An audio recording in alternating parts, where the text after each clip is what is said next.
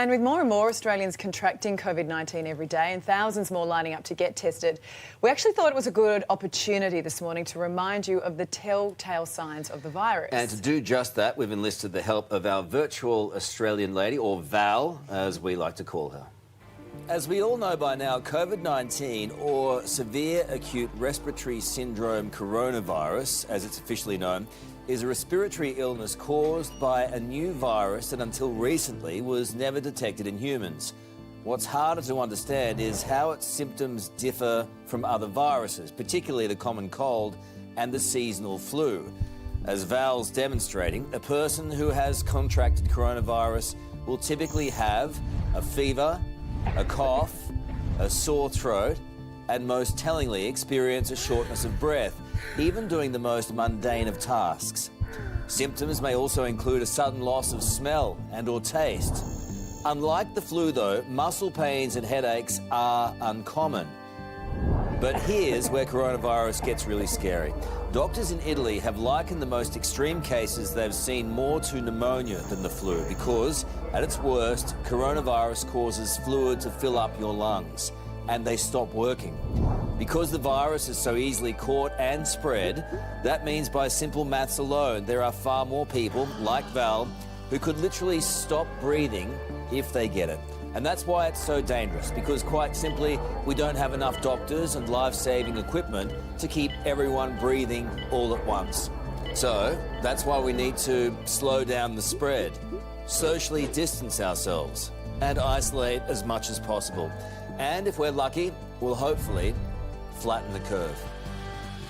Yep, that's what we're hoping to do, isn't it? But sadly, that doesn't seem to be happening right now with the number of cases soaring across Australia. So what needs to be done? One of our Deputy Chief Medical Officers, Dr Nick Coatsworth, joins us now from Canberra. Doctor, thank you for your time this morning. We did hear from New South Wales authorities just then about the number of cases rising overnight by 190 cases. That was a little bit down on the previous 24 hours of more than 200. That may be an aberration, but you would expect those numbers to keep rising, wouldn't you, substantially?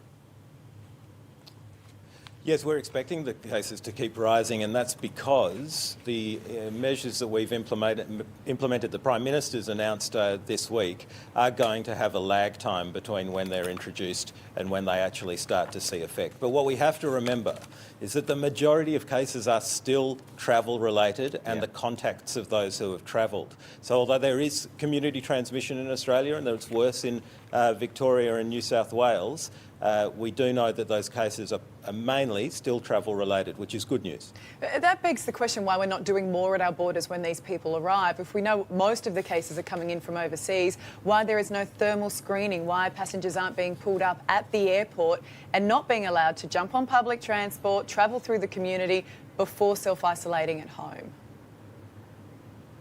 Look, thermal imaging is a very good visual to make it look as though you're doing something concrete, but the medical officers in Australia, myself included, are very sceptical of the value of thermal imaging and temperature checks at the airport, and we didn't recommend it for other outbreaks, and we don't recommend it for this one as well. What's important, though, is that travellers take heed of the advice of self-isolation, and that when we find contacts, which we are, as I think you saw the New South Wales Premier saying, New South Wales highest testing rate in Australia, and I can tell you Australia highest testing rate in the world. So if you find those contacts and you can trace them. Now, New South Wales, I'm led to believe, have 600 people working on contact tracing. That's an enormous amount of human capital working on shutting this virus down.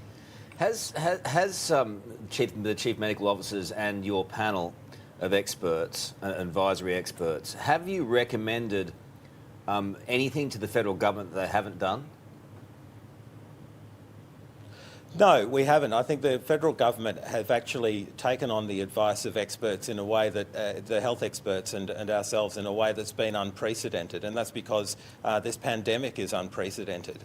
And what we know is that there are differences of opinion around the table of the Australian Health Protection Principal Committee every day. We know that the Victorians and now New South Wales are looking towards more stringent restrictions, and as the rest of the country may have to do. But No, my impression after 3 days on the job is that the government is taking and heeding the advice. But there are people, even on your panel, who have a difference of opinion, right? Of course, we would absolutely expect that, and we have to have that difference of opinion to come to the right decision. So are there people on the panel? The only wrong decision. Are there people on the panel? Sorry to interrupt. Are there people on the panel who are recommending further lockdowns? Well, that's public knowledge. The Chief Medical Officer of Victoria and the Victorian Premier have discussed more stringent isolation measures and lockdowns. But just keep in mind that what we're doing at the moment is already unprecedented. What the Prime Minister's announced is already the toughest measures that we've seen since wartime. And what we really need to do is have Australians get on board with that. Yeah. And by getting on board, we mean social distancing, staying at home when you're unwell. The virus is not a long jumper. If you keep yourself more than 1.5 metres away from another person, COVID-19 doesn't stay suspended in the air, it drops to the ground. If you wash your hands after touching that surface, you will not get the virus. And please, share widely those great graphs on the health website that show what happens when you do social distancing and when you keep away from contracting the virus, because that will get every single Australian who effectively, we have to police ourselves now. And I know we're all hurting with this, and it's likely that we're going to hurt more from this. But when we see that curve flatten, we're going to know that we all hurt together, and when that curve flattens, we all did it together. Yeah, Doctor. Well, thanks for your time this morning. I think the majority of Australians are doing the right thing and are taking this serious. Just really quickly, do you know when that might be, that flattening of the curve? Is it 2 months away? We don't know when that's likely to be. We've got a variety of modelling scenarios that we're looking at, but you can imagine the maths modelling, you've got so many different things inputting into that. What we want to see is what happens in a week's time, 2 weeks' time, when those measures start to take effect that we've done this week. Well, fingers crossed.